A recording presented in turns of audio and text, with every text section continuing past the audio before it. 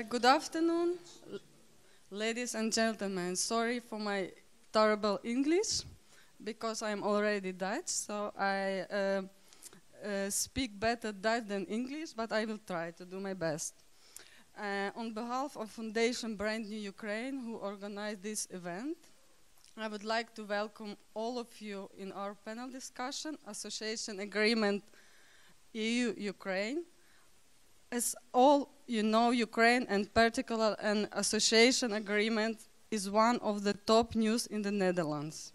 A lot of different projects and activities are going on in different places of our country of Tulips. Our foundation, Brand New Ukraine, is aimed to promote Ukraine in the Netherlands, to help Dutch people to get know better about our beautiful country of origin and establish effective people-to-people contact. We do it in cultural, business, and political way. This panel discussion is one of our political events in order to welcome here our prominent experts and politicians from Ukraine and the Netherlands.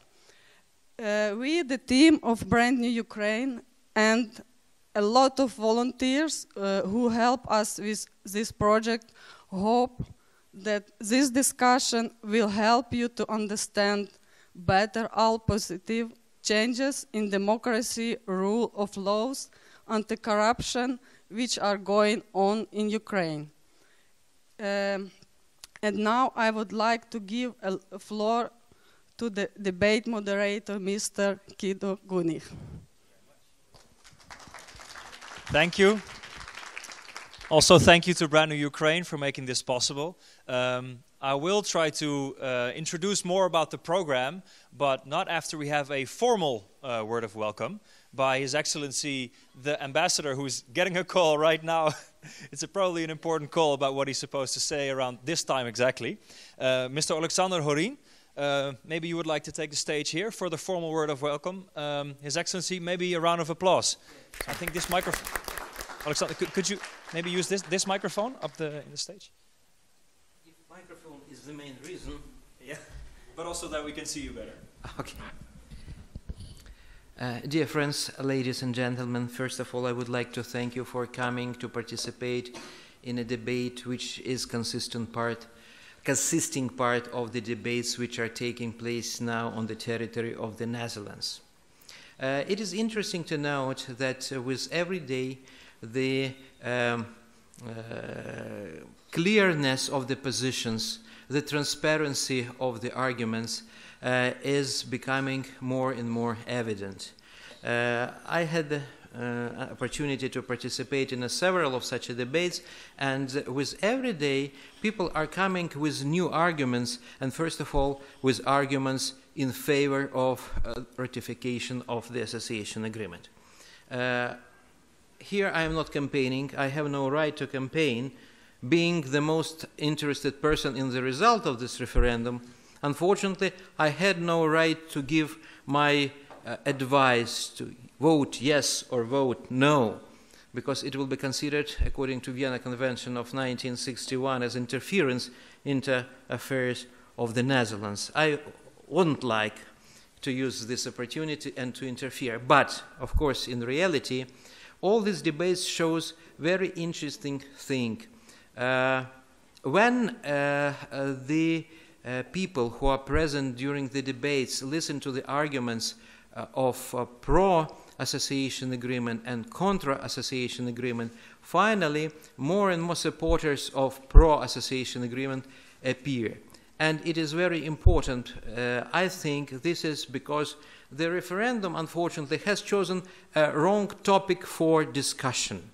There shouldn't be a referendum on international agreement of a mixed character with the participation of different subjects in this agreement. And you see, sometimes I compare it with the possibility of providing the opportunity for the population to say or to give a verdict in a criminal case when the population is aware of the fact but is not aware of the content of what is discussed. As a result, there is an opinion or there is a clash of emotions and not clash of the facts. So such debates as we are going to have now and that are going to have to be organized on the territory of the Netherlands until the 6th of April is the debates about the facts. And I ask everybody to look into the facts, to analyze the facts, and finally to come to a fair decision. And I think this decision should be to give a fair chance to Ukraine to be better, as anyone, as everyone should be given. Thank you very much. Thank you. Thank you, Ambassador. And the welcome is not entirely complete, because we also have the honor of having another guest in our midst, Mr. Eugene Joly, President of the Ukrainian World Congress, also would like to direct a few words. Could you take the same stage as the Ambassador, please, to welcome us to this special occasion? Please go ahead. A round of applause might be in order if you... Thank you very much for this opportunity to address you today. I just want to share with you two things. I'm the president of the Ukrainian World Congress. The Ukrainian World Congress is the international coordinating body that represents Ukrainians living outside of Ukraine. There are 20 million Ukrainians living outside of Ukraine, including about 7,000 Ukrainians living in the Netherlands. Our network, we have member organizations and community organizations that work with us in 49 countries, and we've been in existence over 50 years. I do not have the same constraints as the ambassador, so I'm going to speak to you much more directly, and I'll tell you this. The Ukrainian World Congress position and the position of the Ukrainians living outside of Ukraine is that the best option for Ukraine is for Ukraine to Euro-integrate. We want to see Ukraine a fully democratic European country. And I assure you that when I say this from an independent organization. Our organization is not paid by the government of Ukraine or by any government for that matter. We are supported by our constituents who are essentially the Ukrainian diaspora. When I was traveling and meeting EU leaders during the Yanukovych years, I was told consistently that Ukraine has to show that it actually embraces European values. I don't think that there's any nation that has shown that it embraces European values like the Ukrainian people. And for that, they suffered, they were humiliated, they were tortured, they were beaten, and they were killed by snipers.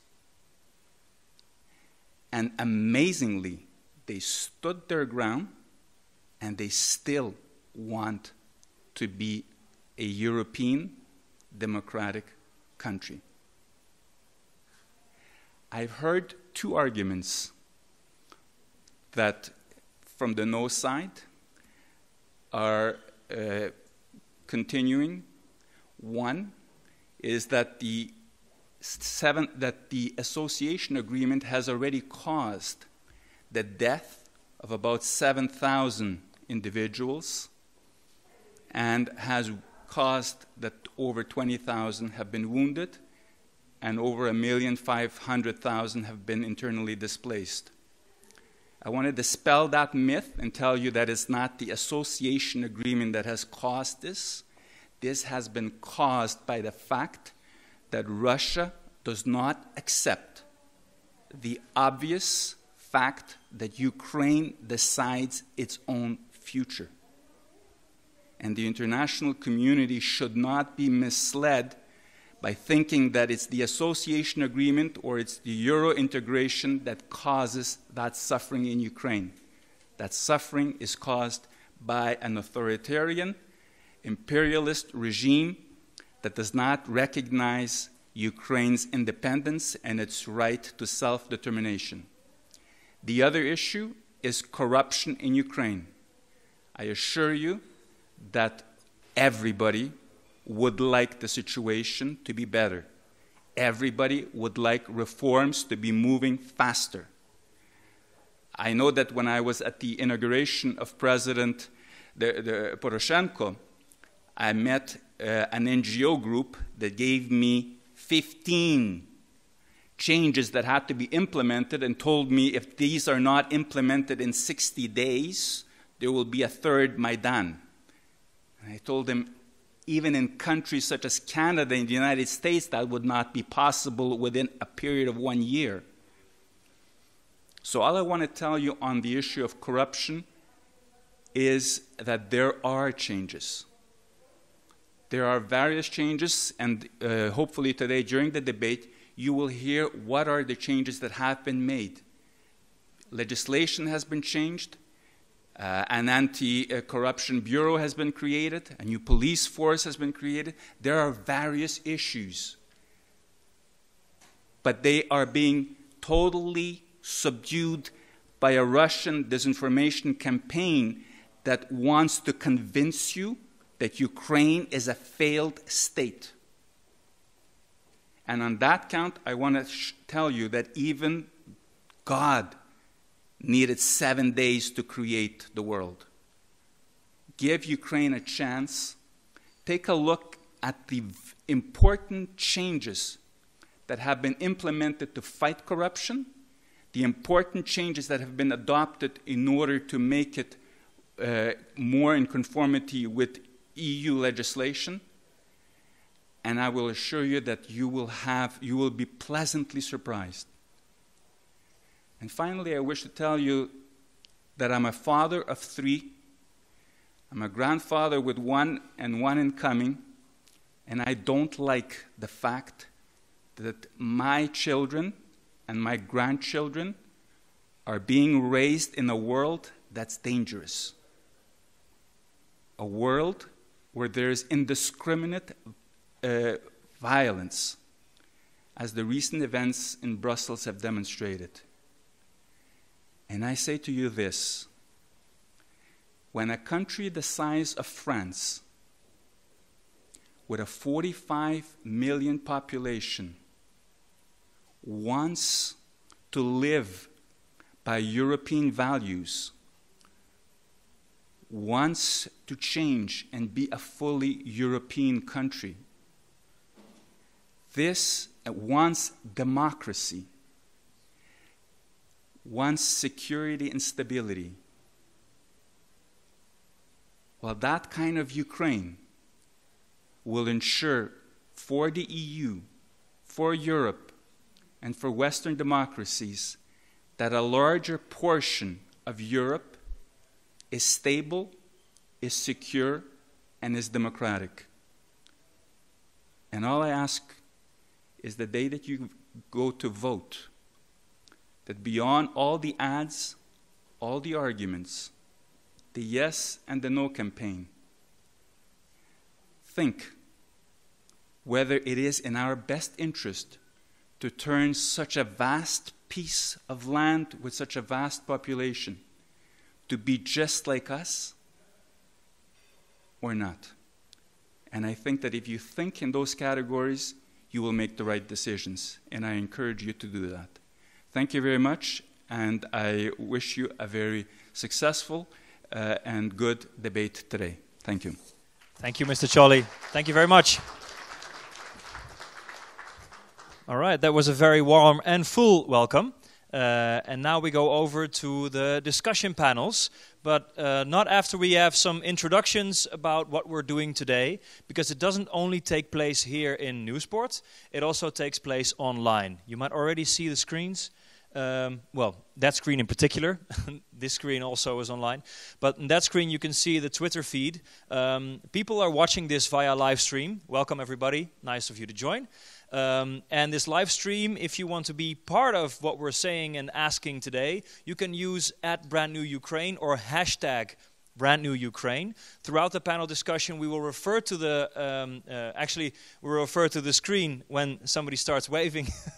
Vita, yes. When there's an interesting question or an interesting remark. So please be aware that we're also global right now. We're not just in this room. Now, without further ado, we have much to go through. First, we'll have a first round of the panel discussions, which will contain 4 guests. It will be mostly about the democracy side of the association agreement, after which we'll have a musical intermezzo and a second round of debate and discussion about the economy, which is also a major part, of course, of the association agreement, before we end around 8:15. So we're in for a lot of content, a lot of information, and I would also encourage you to join and to raise your hand if you have questions or remarks, because this is definitely part of what we're trying to do. We're trying to stimulate the discussion about the association agreement. Now, please, can I invite the 4 panel guests to take their seats while I go introduce you. You can take whichever seat you like. They're all wired up already, so no extra microphones needed. This sorts itself out perfectly as expected. So on my right, the first person, Tony van der Tocht. You're from Klingendaal Institute. Just to introduce yourself, I think many people might have already seen you on the track, because this is an association treaty, is something you speak about a lot. How busy are these days, and what kind of conferences and speeches have you done this week only? Well, this is a very interesting moment because in the past nobody ever asked me questions about Ukraine. But I'm a former diplomat. I joined Klingendaal 1.5 years ago. I lived in several places in the former Soviet Union. And I'm now working as a researcher, concentrating also on wider Europe and European neighborhood policy. And these are very, very busy days, as you say. You can go to, I think, even more than one Ukraine debate now every night. And I think the positive thing about it all is that there is now a growing interest in what's going on in Ukraine and a growing knowledge among the Dutch population about Ukraine, whereas in the past this was, I think, not very much the case. So busy days for you. Thank you very much for joining us. We'll keep on with the introductions, and we have a member of parliament from the Ukraine. Very welcome, Svitlana Zalischuk. Could you please tell me, how did you come to the Netherlands? How many speeches are you going to do, or are we proud to be the only ones? Goedenavond. Good evening, ladies and gentlemen. Goedenavond. Thank you so much for coming here. Indeed, I came yesterday here, and I'm going to stay here until the 7th of April, actually, because I was invited by D66 also to join the campaign around different cities in the Netherlands to actually explain what this association agreement is and how we are doing in Ukraine. I used to be a journalist, challenging Ukrainian politicians with regards to their accountability. I used to be an activist as well. I was running Ukrainian NGO. And we were developing reforms, we were demanding changes from the previous governments. I was one of the active participants of the Euromaidan, and afterwards I decided to run, and this is how I found myself in the parliament. All right. Well, very welcome. Goedenavond, as you said. Thanks for learning our language already. I'm not that good at the other way around, so much respect. Kees Verhoeven, Member of Parliament in the Netherlands, so you're also very welcome. And well, Tony already said it, there's more than one debate you can do every evening about the Ukraine. This actually applies to you. You might actually have to jump out a little earlier to make another debate in Amsterdam. Busy days. Rotterdam. In Rotterdam? Yeah. Ah, okay, so in Rotterdam. So there's more people who have, well, there's apparently going to be an exodus around 6:30 then. So 2 debates in one night. Busy days for you as well? Yes, but I'm very happy to be in the position to do all those debates. As a party, D66 decided right after the moment that the Netherlands was going to have this referendum to make it a very active campaign in favor of the association agreement, of course. There's a lot of parties that voted yes in 2014 in Parliament when this was decided. But now all those parties are keeping a little bit quiet. But happily, in the last weeks, all those parties are showing up, and the debate about this agreement and the importance for Ukraine and also for the Netherlands and for the European Union is getting more and more in front of the discussion. And I'm very willing to do that till the 6th of April. And one of the things that's very important is that all the people who are in favor of this agreement will go to vote. Because I think one of the dangers that's appearing is the fact that all the people who are against this are really motivated because they think Europe is bad, Ukraine is corrupt, and I hate the progressive elite in the Netherlands. But I think a majority of the Netherlands, majority of the Dutch people is in favor of this and is in favor of working together with Ukraine to give Ukraine a chance to be a better country with a better perspective. But they have the strategic idea to stay at home. So I will do everything to get as much people out of their houses to go to vote on the 6th of April. Good to have that out on the first remark. Yeah. We'll talk a bit more about democracy and also about the referendum in general, of course, over the coming So you see that the 60 Dutch minutes. democracy also has its problems. Exactly. Like lazy people staying home. That's what I was getting at, but absolutely. But we'll talk more about that. But first I would like to also introduce the last panel guest, Taras Shevchenko. I have to read this. Reanimation Package of Reforms. It doesn't sound like a very sexy title, but you actually managed to get 50 NGOs around that reanimation package. Could you please tell us what you've done and how you got that done with that title? I'll try to. Thanks a lot for inviting to participate in this debate. The coalition, it will be easier to call it coalition, not the longer name. Okay, let's talk about the coalition. Yeah, it was created. It's one of the very effective post-Maidan initiative.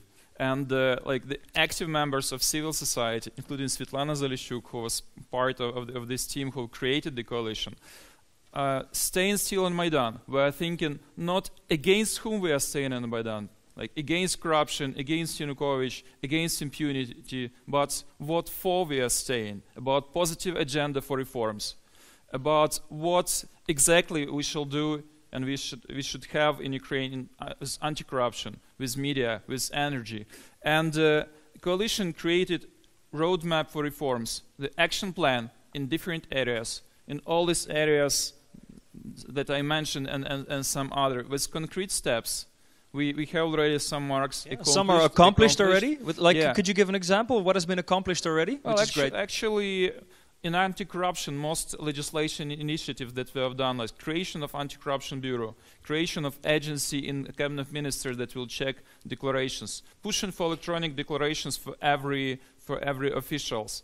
All these initiatives, or most of these initiatives, were passing through civil society. Ukrainian civil society is very, very strong. It's probably a unique case for many other countries, but in many cases it's much more stronger than even governmental institutions. Then, like, many people shifted from commercial sector to civil society during Maidan and after Maidan. And we, for these 2 years, we managed to keep together, to stick together, and to push joint efforts. And just last sentence to mention why reanimation. In Ukrainian language, this word used for emergency care, I think that country is dying, and we should have emergency plan of what shall we do to have that country shall survive and then start growing. And in Ukraine, it's very popular brand that we are not just changing because it's very well recognized by everyone. Yeah, thank you very much for introducing that, and congratulations already on the successes, because I saw already 5 targets were accomplished. The first question I have for everybody, I'd like to start off with that before I turn to the audience, is we want to inform the people, and with as many facts as we can. And let's start with ladies first. Svetlana, what is the biggest nonsense you've heard about the association agreement so far? Maybe I will disappoint you, but the biggest nonsense I've heard, it's not during this campaign, during the referendum, but it was probably done by Putin and by Kremlin 2.5 years ago. And then they were protesting against the association agreement and against the choice of Ukrainian society to go for it. So it was probably the biggest campaign was ever done. It was done by Kremlin. But then we also heard from our former president, former prime minister, starting with Gyr Ropa, which was the most popular sort of anti-campaign that was conducted within Ukraine. So I think we enjoyed a lot of from different actors, and not only here in Europe, but in our country itself, but also in the east, in the north, by our neighbors. But nevertheless, it didn't stop us, right? And what doesn't kill us makes us stronger. Okay. Thank you very much. So the nonsense already started 2.5 years ago. That's good to know. Tony, what have you come around that you find the biggest nonsense about the agreement? Well, it's difficult to say the biggest because there's quite a lot of nonsense going around these days. I'll pick two. I have to be balanced. So, okay, fair enough. Well, one is that the rejection of the association agreement would lead to bigger stability. I think it will lead to a bigger instability. The way this was done, I mean, it was a rejection by President Yanukovych of the association agreement, the fact that he did not sign, which led to people coming out and campaigning to belong to a community of values. And then it was the way the Russians reacted, which led to bigger instability.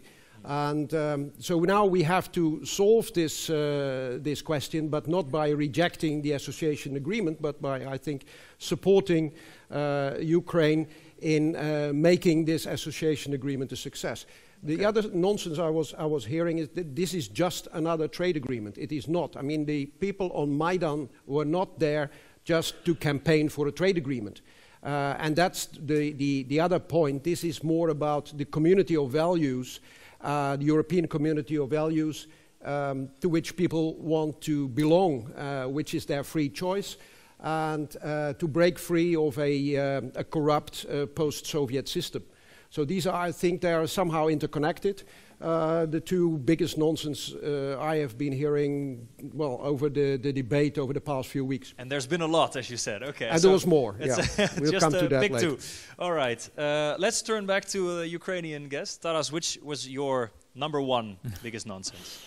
Oh, hard to say about number one, but I think one of the very strange thing that I've heard was trying to claim that association agreement also lead to some military issues, or sending soldiers from all the European countries to the war against Russia or stuff like that, trying to make people afraid about instability in military terms. And also I want to say one thing about Maidan itself and idea for what was the reason for people who gathered on Maidan.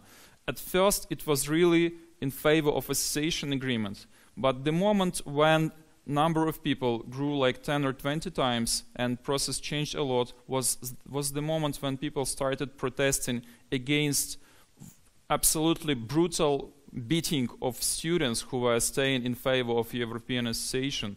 And that's police brutally beating girls and boys, and there was absolutely no possibility to get any investigation of that. That was the moment when students who were bleeding were hiding in churches from police forces. That was actually the moment when, in a day, huge demonstration gathered to protest against Ukrainian government, who sent soldiers, not soldiers but policemen, to beat students.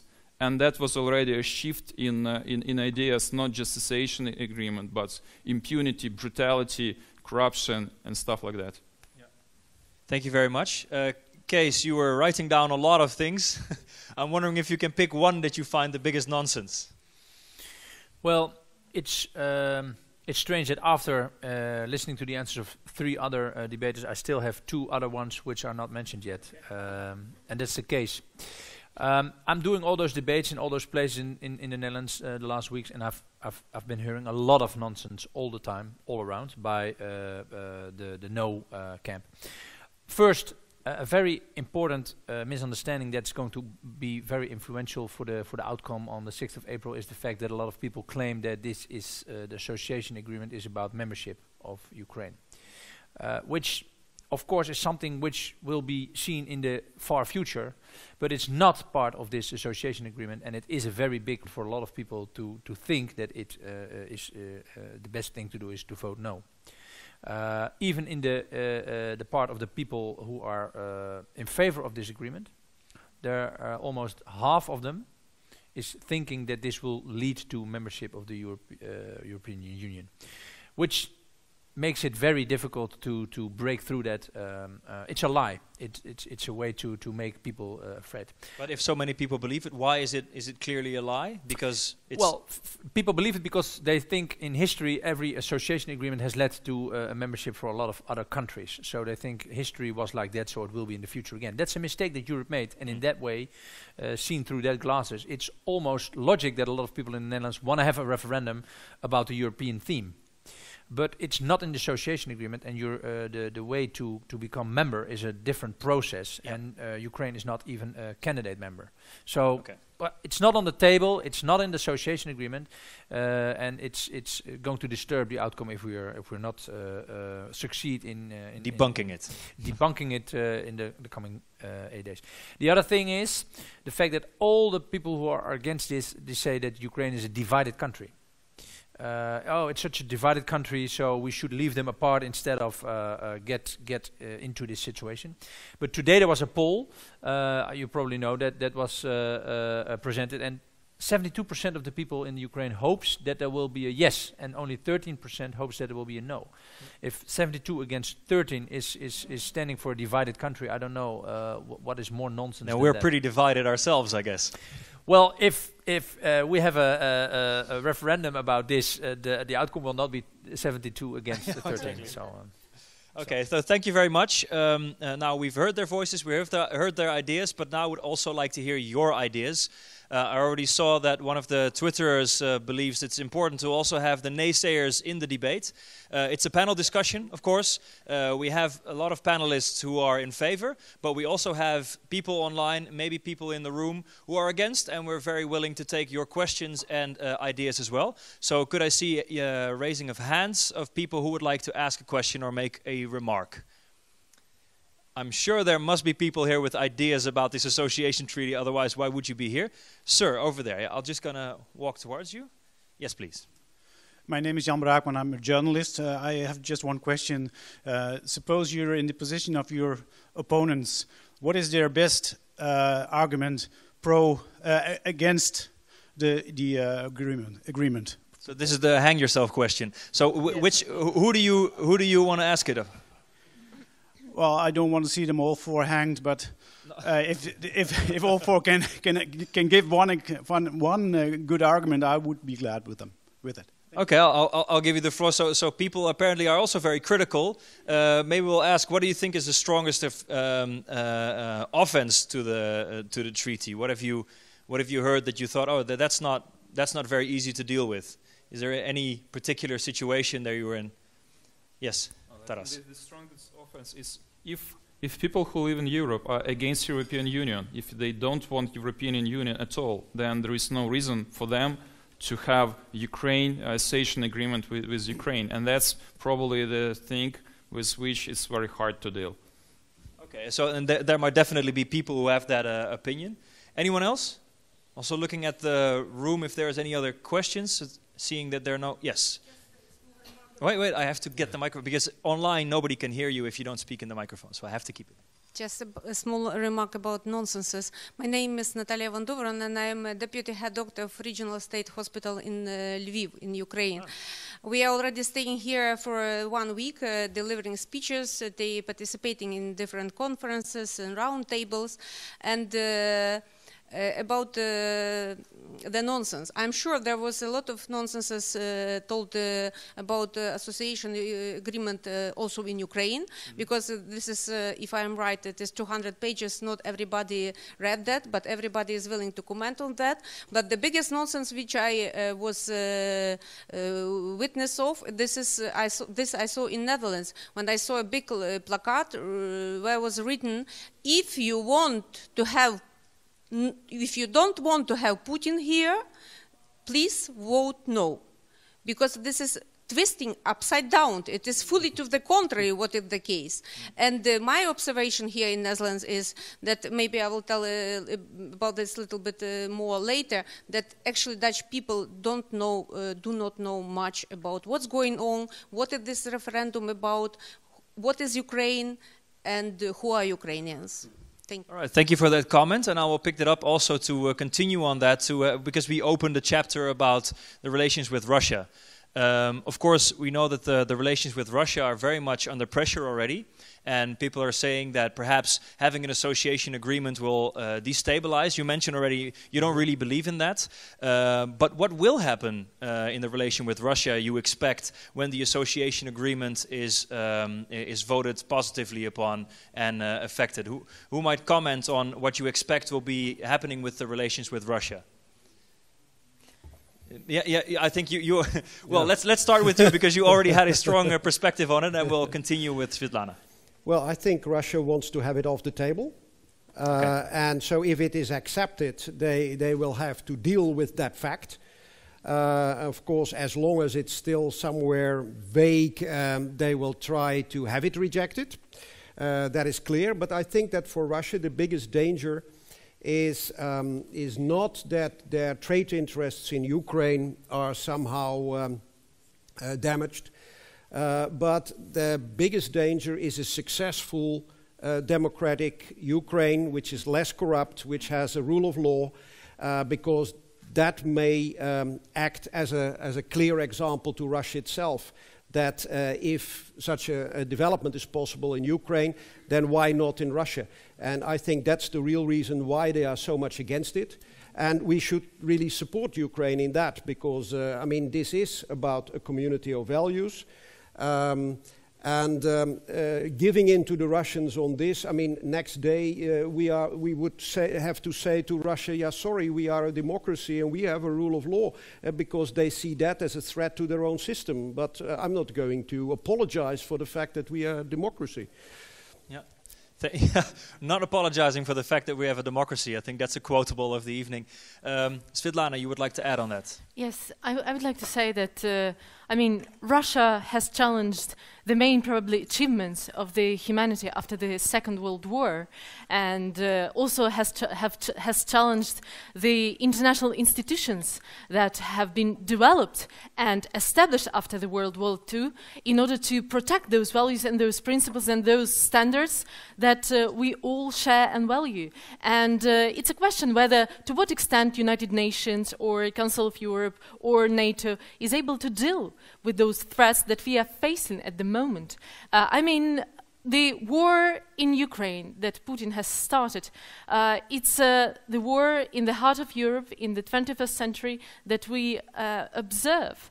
And if we leave it without an answer, what we say is that our values can be hijacked. If there is such a powerful partner, or well, actually an actor, who is dealing not by the rules but with the rules, we are willing to leave it aside because we are not able to deal with it.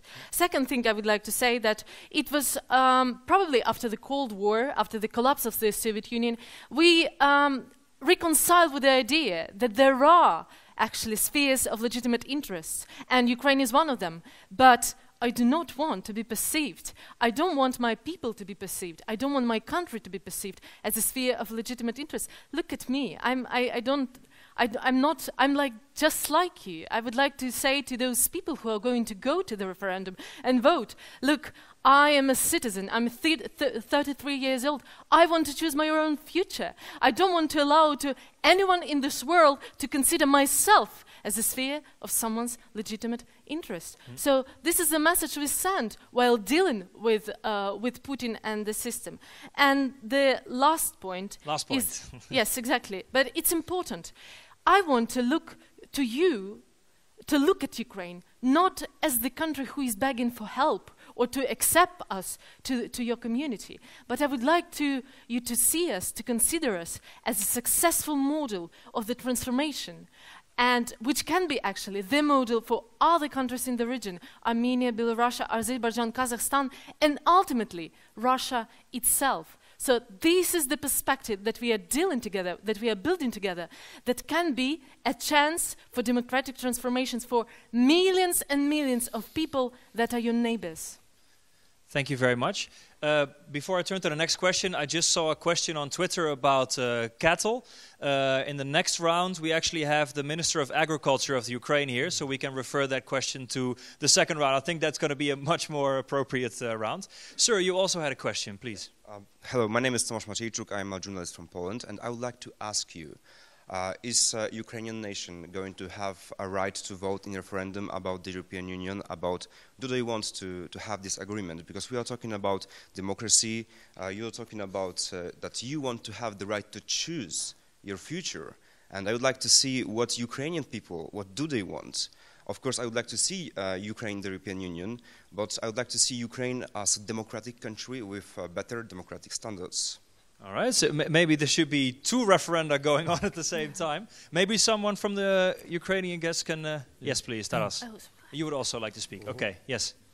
When there will be a moment when a question about accepting Ukraine to European Union will happen, then of course referendum will be obvious, and that's the proper time. With association agreement, that's different issue, because we have like Ukrainian constitution saying when, in which cases referendum is obligatory, in which cases it's not. But also it's very important to take into account that opinion polls that are done in Ukraine that are clearly demonstrate, including one that was just cited recently. There's one on the screen right now, actually. Yeah.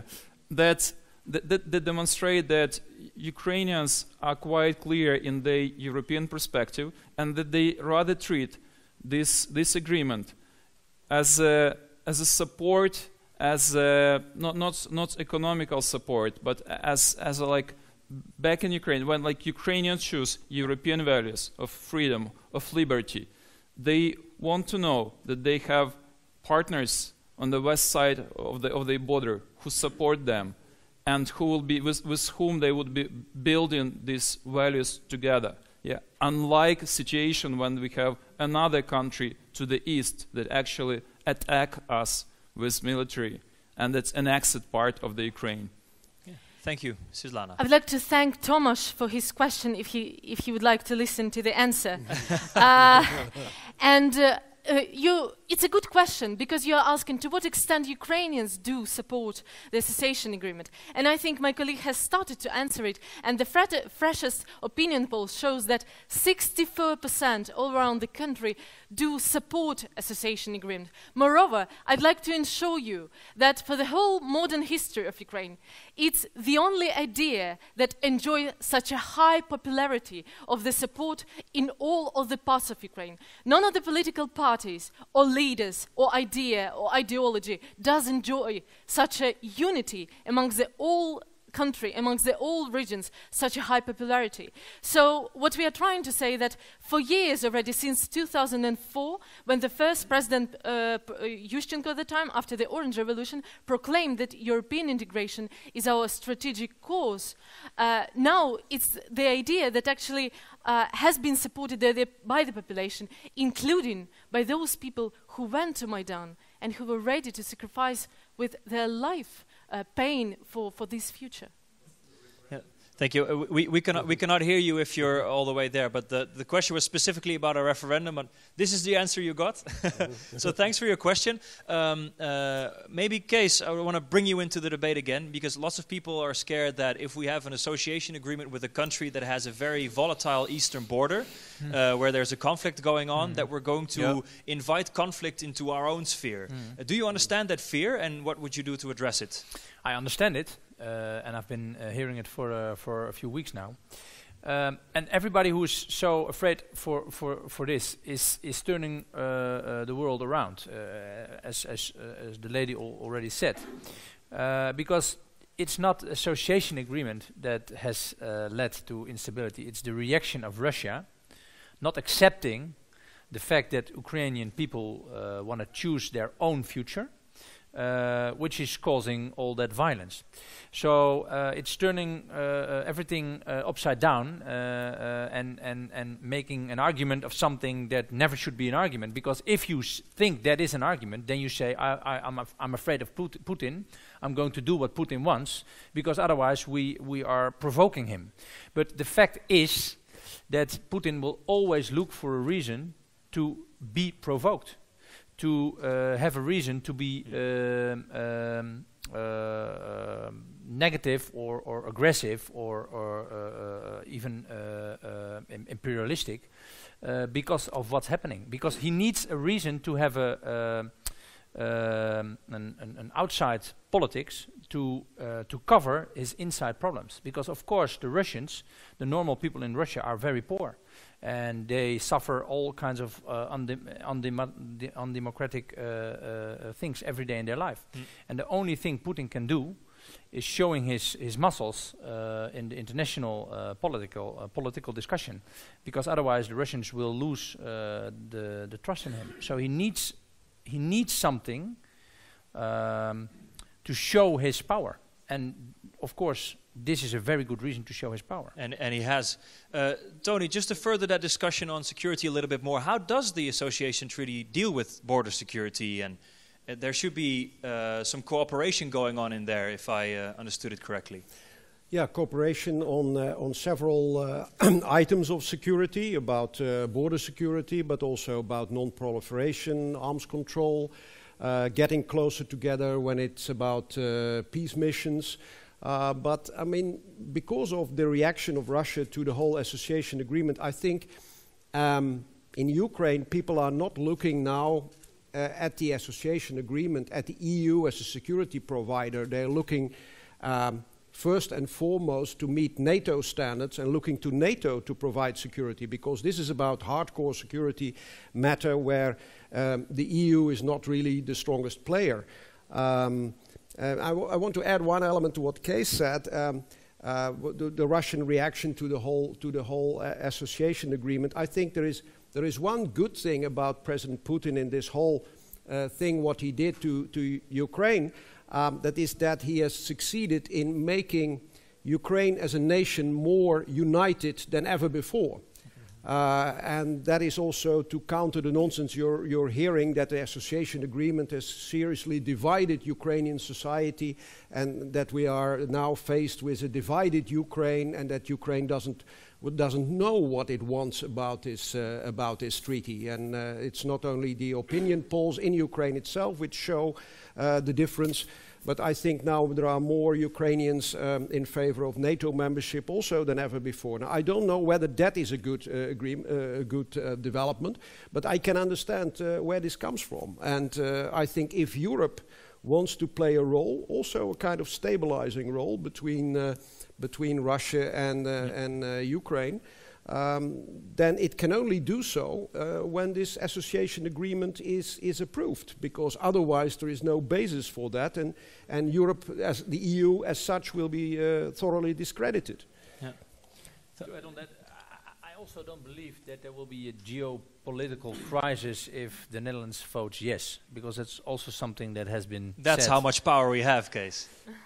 Well, no, it's just not. It's the power that Putin does not have. He will look for another reason to go on with his exterior politics, but he will not act very hard on this. On the other hand, already 27 member states of the European Union already voted yes and ratified this.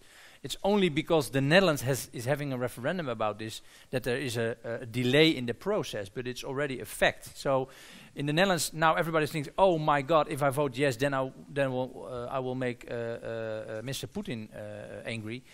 That's not going to happen. Because it's already there. Somebody on Twitter is asking, what if we vote no? Could somebody explain? It's hypothetical, but what if? That's always hypothetical. Yeah, it is. But what if it were not hypothetical, though? What's going to happen then? A majority of is the question for me? Yeah, I guess. I mean, Twitter is asking it, oh, so it's I'm Twitter. just passing oh my it God, on. Twitter is on me now.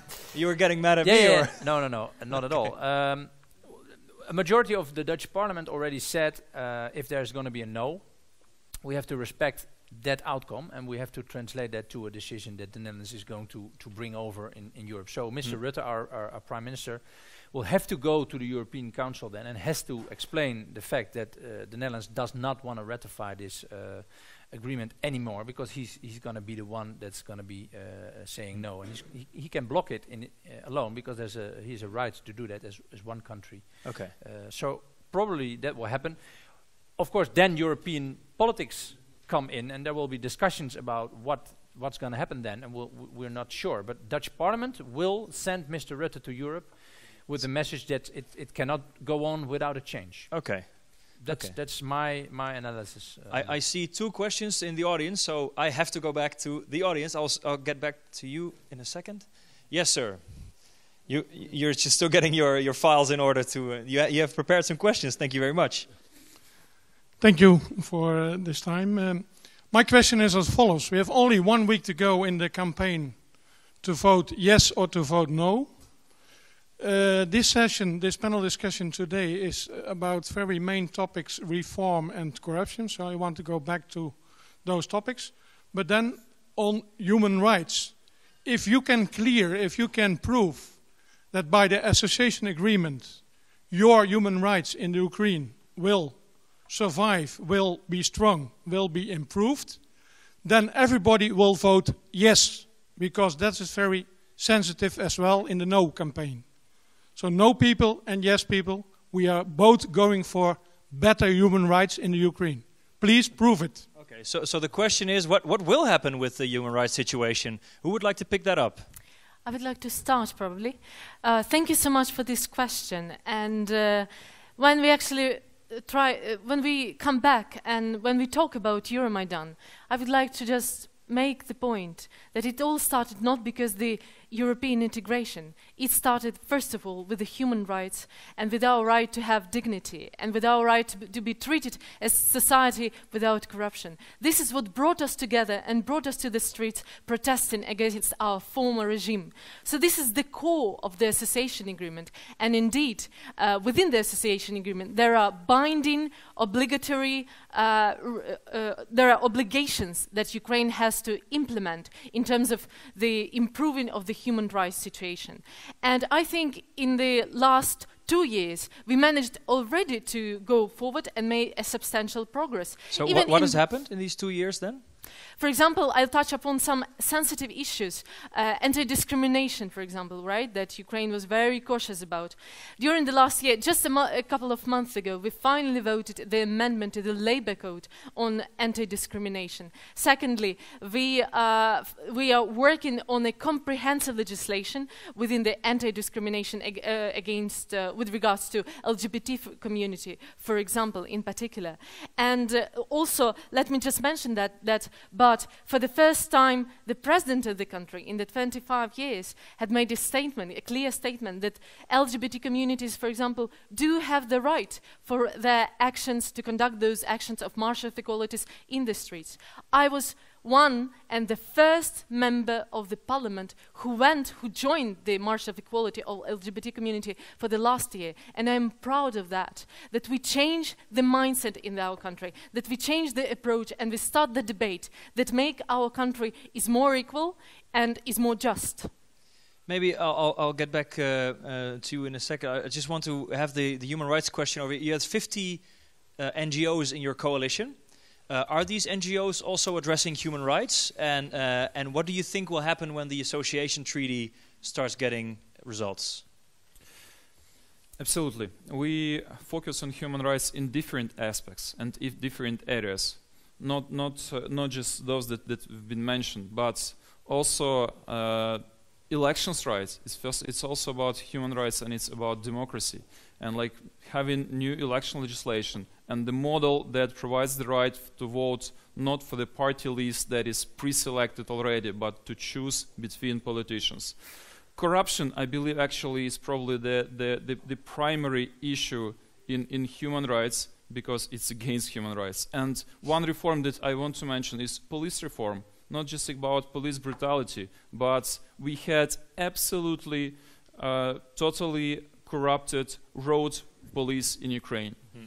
And in fact, I can even being very optimistic. I must say that I could not imagine that in 2 years the issue of corruption with road police would be solved, that I would have policemen, and I know that in my circle, nobody would even dare to offer bribe to new police, to new road police in Ukraine.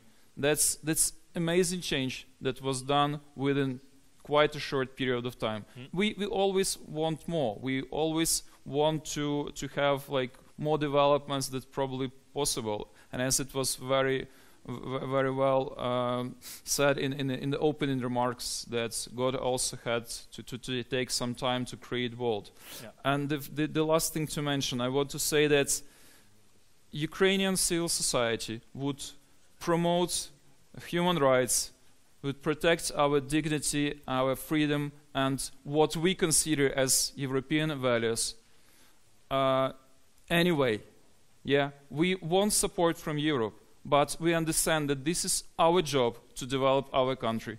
This is our responsibility to work on our future.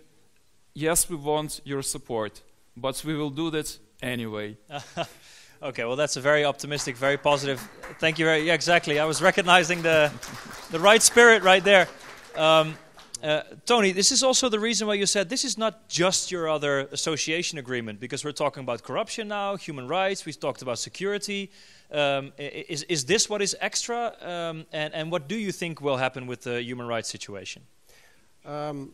Yeah, well, this is what makes this association agreement different. I mean, it is a gradual integration into the EU's internal market, but in exchange for fundamental reforms. And those reforms are about human rights, are about rule of law in general, are about anti-corruption. I think that, well, what will happen, well, with or without the treaty, I think there is now a new generation in Ukraine which will drive these reforms forward anyhow, with or without the treaty. But the treaty itself helps them, gives them some extra support from Brussels, like with the LGBT legislation, the anti-discrimination legislation. It was very important to know, also for the LGBT community, that this was something Brussels very much, the EU very much cared about. And it gives them some extra pressure, some extra power in the Rada. I think there is still a long way to go. I mean, everyone sees when watching the news from Ukraine that anti-corruption is an uphill battle, and there are still a lot of forces which work against it. But just to give this young Maidan generation a chance to work partly through Parliament with young modern parliamentarians, which are, unlike in the past, not all in the pocket of oligarchs. I mean, this gives a kind of development which was not possible until, well, before Maidan, I think, before Euromaidan.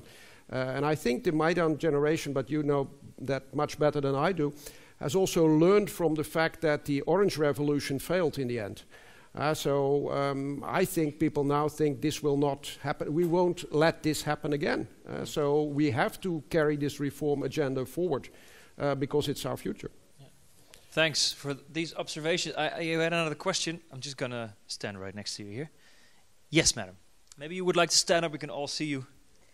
My name is Evgenia Balyasna-Hochimstra. As a Ukrainian living in the Netherlands, obviously I support the Yes campaign, but I'm not objective in any time when I talk to people. So what would be the better arguments for the Netherlands to say what's the Dutch benefit of having this association agreement completed fully with this referendum? Thank you. I think maybe the case that's one for you. What are we doing wrong in the Yes campaign? What would be even more powerful arguments? And then maybe also from a Ukrainian perspective, it would be nice to hear. Well, for me, the Ukrainian perspective is very important. A lot of people ask me, but you are a Dutch parliamentarian, so you have to talk about Dutch interests and not about Ukrainian interests. That's what I hear all the time, and I understand it.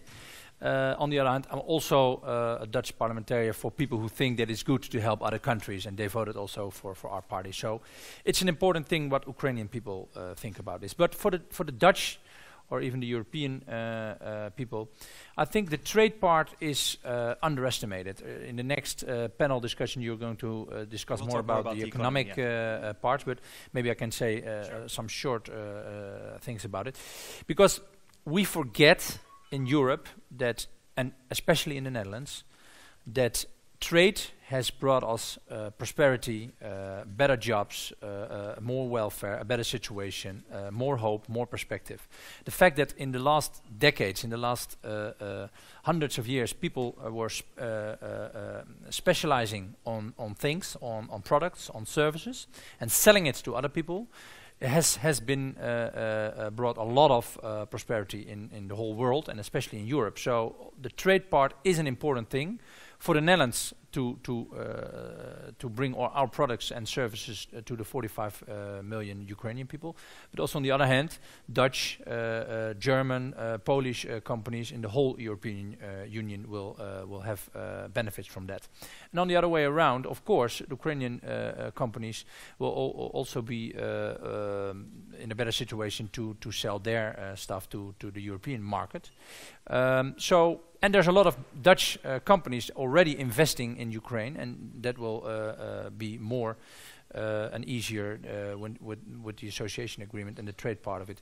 Secondly, I think it brings stability because when the country is becoming a country which has Western values and a new perspective for a whole young generation, I think it will develop to a more stable country on the borders of Europe. So trade and stability are the most important arguments. But still, I will never forget in the coming 8 days to also mention the fact that for the Ukrainian people, for the people who are sitting here on both of my sides, that is also a very important argument, because the fact that we can help Ukraine, not with a lot of money, not with a lot of subsidies, but also with just helping them to the Western values and to support them. That's also a very important part of my story all the time. Yeah.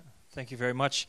As promised, I would like to also hear what are we doing wrong? The Yes campaign in the Netherlands. What more powerful arguments do you think there would be? It's always more difficult to campaign for than probably against something. But I'll mention a couple of arguments. First of all, economic argument. We have approximately 300 Dutch companies working in Ukraine. And association agreement, DCFTA, trade part, will make their life just easier and will extend also the potential, the field for cooperation between the Dutch companies and Ukrainian companies. And I'm talking about fewer duties and transparent business conditions and more sourcing opportunities and improved energy security and fair competition and investment opportunities, and you name it. These are the things, these are the new rules, new standards that are provided for by the association agreement. But also, I would agree with Kees, it's also about the extension of the democratic space, of the security space in the European Union. Let me mention that just in 2004, another 10 countries joined the EU, right? It was only 18 countries by that time. It's not so long ago. It's such a short period of history when you helped as a European Union to be successfully transformed for another 10 countries, for another 10 societies. This is why actually the founding fathers, and in particular the Netherlands, founded the European Union and joined at some point the NATO as well, as those institutions that can build strong framework for the development in the world, basically. Okay. Thank you very much. But it's so sad that Dutch people, European people, have forgotten this. They take everything for granted now, and they have forgotten that we have built in the last decades with very few and with a lot of small steps to improve situations. And we have forgotten that we did it, and now we think that we should be against every integration in Europe, which makes it very difficult to bring this argument as a strong argument. But my party has been successful in doing that, and we'll keep going. Yeah. Mr. Shevchenko, you also answered the question about what would be a good argument for the against campaign, so it's only fair that you could also give us some tips about the in favor campaign. So what would you do differently? To continue with what Svetlana said, I'm going to say that maybe I'm too much romantic, but I believe that for people who live in the developed world, the best thing they can do in their life is to support those who still live in developed or not developed world.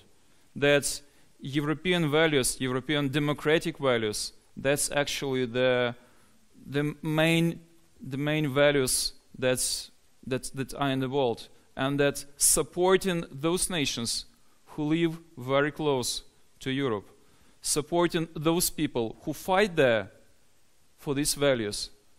That's probably the best moral thing that people can do. If I would be a citizen of Netherlands, I would think in that way. Okay, thank you very much. Yes, sir, you had a question. not a question, but a fact. My name is Valery Pekar. I am a lecturer at business schools in Kiev and Lviv in Ukraine, and I would like to share with the audience just one economic fact. It's clear that this section is more for democracy than for business, but do you know, ladies and gentlemen, that the Netherlands is the second biggest investor to Ukraine after Cyprus? If we shall exclude Cyprus for some clear reasons, then we shall see that the Netherlands is the number one investor in Ukraine. That means that Dutch business really does believe in Ukraine. And for me, the biggest nonsense is that Dutch business invests in Ukraine very much, and Dutch society is discussing now to sign agreement about free trade or not to sign agreement about free trade. Indeed, stand for. Okay. Thank you very much. So, number one investor, we learn every day. Miss, you also had a question. Yeah, my name is Bea Kluiters. I'm helping already 24 years Ukrainian with humanitarian help. And one of the things that I found is that the Dutch people knows less, not so much of the Ukrainian. And I think that the Dutch government must keep more information about the country of Ukrainian. And I was last Saturday with Ukrainian young people on the streets, and we were speaking with the people, and the people were open. A lot of things they don't know. I think that there must be, it's less, a little time, but the government must give more information about Ukrainian. En dit is een aanklacht tegen de Nederlandse overheid. Okay, so she's complaining about the government for not doing that enough. So thank you very much. Maybe, Tony, actually, we heard a couple of people say people don't know enough about Ukraine, but we have you for that, don't we?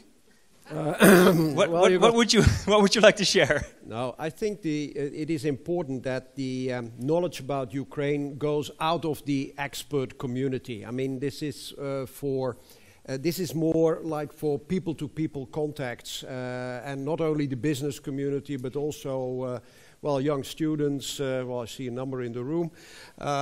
For them, for their Dutch counterparts to know more about what's going on there. I mean, it's only a flight of 2 hours, and people in the Netherlands do not really realize what's going on there. It is part of the news one day when there was the Maidan, and next day they've forgotten it, and the next moment they heard about Ukraine was with MH17, and then so to hear really what makes Ukraine tick, what drives these young people, I mean, that is important to convey that, and that cannot be done only by experts, but by regular exchanges about young generation, people-to-people contacts, universities, and that is building a new common future.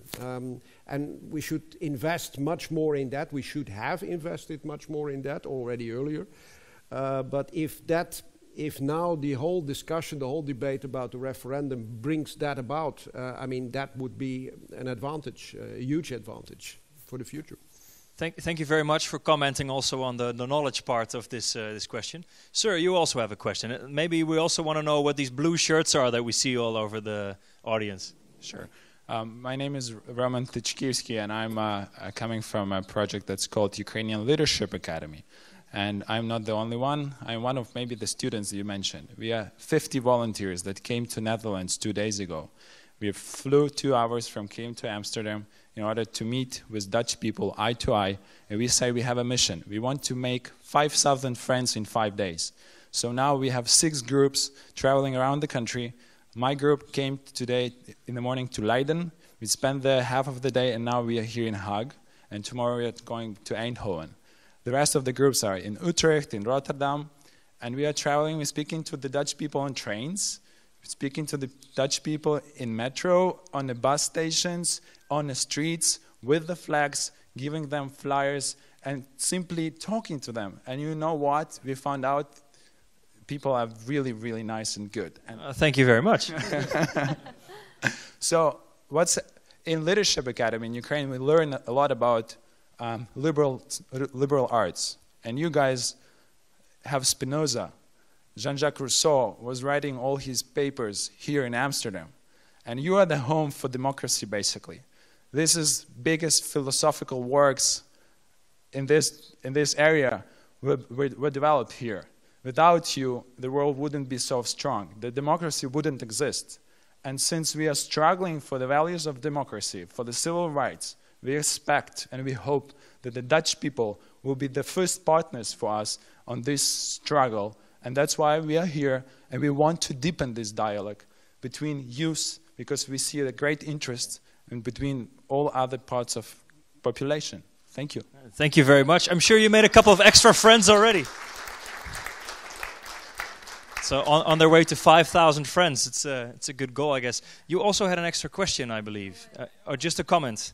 A quick comment. Yes, I would like to refer to a couple of issues. I would like to refer to the issue of unity of the country and what Ukrainians want.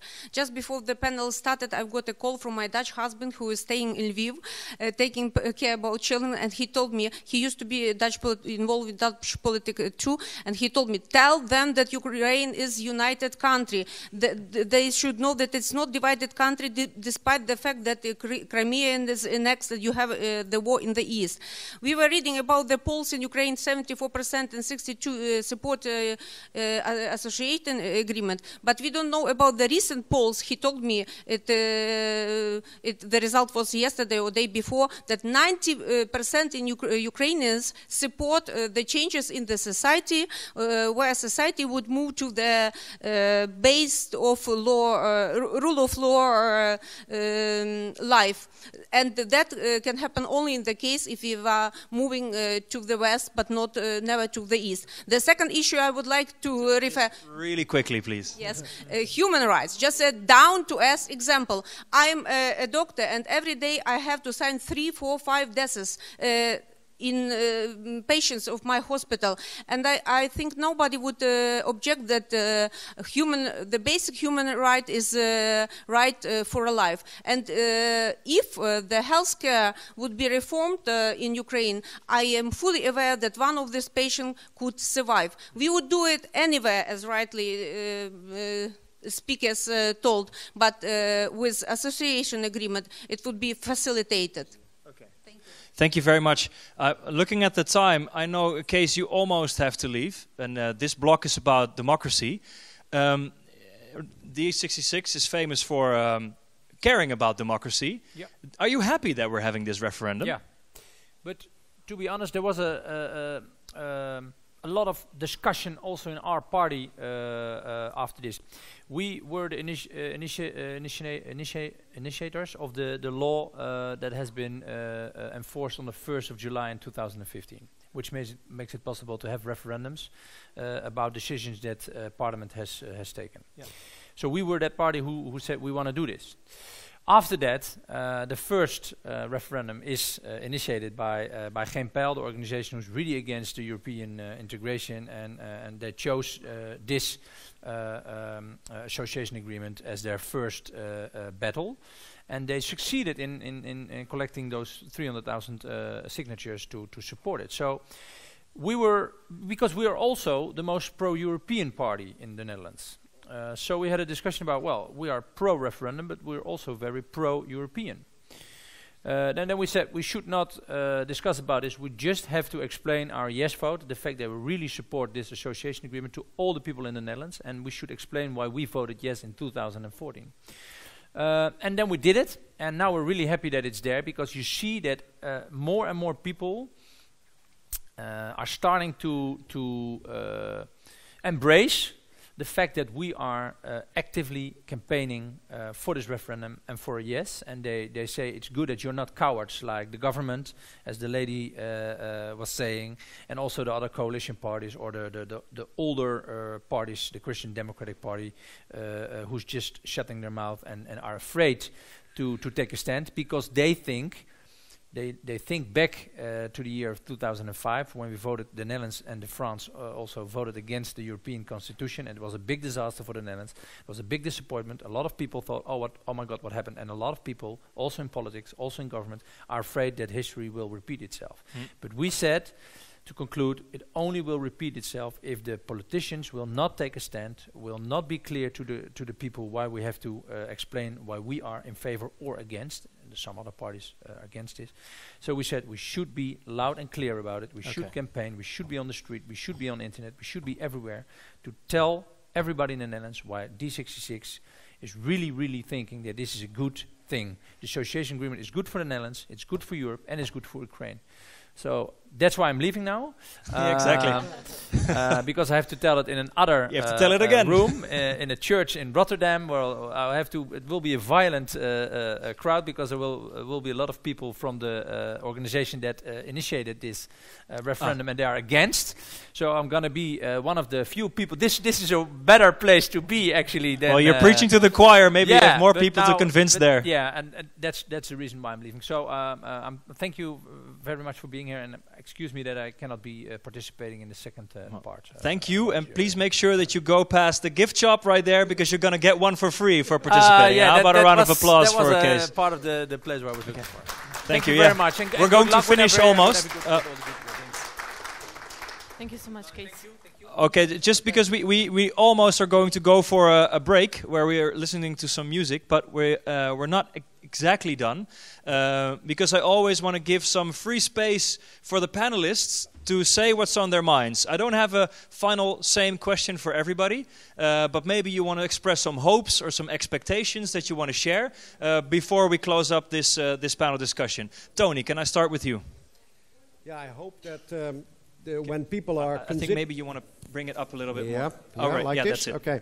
I hope that when people are considering to go out and vote, that they will try to make up their mind on the basis of arguments. The arguments pro, the arguments contra, but not first and foremost on the basis of all kind of anti-EU or whatever feelings.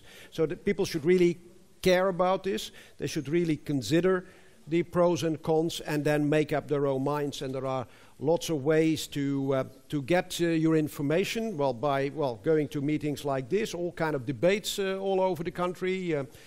From Klingendahl, we have a website, euforum.nl, where we have a lot of debate and also asking people from Ukraine and from abroad to come into the discussion, and then make up your own mind and take your own responsibility as a citizen. Okay, thank you very much. Svetlana, same open question to you. Yeah. Question mark. I will use this opportunity since Kees didn't leave yet. I would like to thank him and all those people who actually participate actively in this debate, because I think as politicians we have to think not only in terms of the next elections and to be weak in front of those electorate that probably have their concerns and then be led by the concerns that electorate does have, but think in terms of the future, in terms of the history, of what kind of the future we as responsible politicians do leave for the next generations. Secondly, I would like to say that with regards to the security issues and the Russia influence, Russia threats to Ukrainian, let's say, integration, I would like to just say that in times of the violence, to be neutral means to join the side of the oppressor. This is the rule that this is the fact that we also learned from the big crisis that we have, for example, in Syria as well. And the last point I would like to mention, that if you think about the integration from the historical point of view, you would find a lot of synonyms which would be more democracy, more prosperity, more freedoms, freedom of movement, freedom of capitals, freedom of services, freedom of speech, freedom of expressions, freedom of assemblies. These are the things that we are trying to invest to as the country which made its sovereign choice to join the European community, to join this space. And I'm sure that we will succeed. Okay, another positive note there. Thank you very much. Taras, the last word is for you in this debate. How about that? The referendum is definitely one of the best democratical instruments that we have. But participating in democracy and being part of democracy also means responsibility. We can speak for a long time about pluses and minuses, but the very important thing that shall be done at the end, there shall be a decision of everyone who shall participate in this referendum. And it's very important that I consider that that's the bigger number of citizens of Netherlands would make a decision. I believe that it's not, it's like the responsibility means that the choice should be made, yes or no, but that the decision that everyone should make and then participate in the referendum. If many people are not participating or considering that this instrument is not needed, is useless, like we don't care, that's the thing, the biggest risk for current democracy, not just in this country, but in the world. If people are not participating in public life, if people are not participating in elections, if people are not participating in referendum, they are trying to hide themselves from political life, from actual problems, and this is not good for democracy. Democracy means responsibility. Make your decision, and please vote. Thank you very much, all three of you, Tony, Svetlana, and Taras. And how about a round of applause for the rest of the panel guests? Of course, they're also going to get a little present for sharing their time and thoughts with us. And now we're going for a break, but not just any other break, because we have music. The cello and the piano will be played by Katya Dervendirichenko and Evelina Vorontsova. So please enjoy, have a drink, go to the bathroom, and we'll see you in half an hour.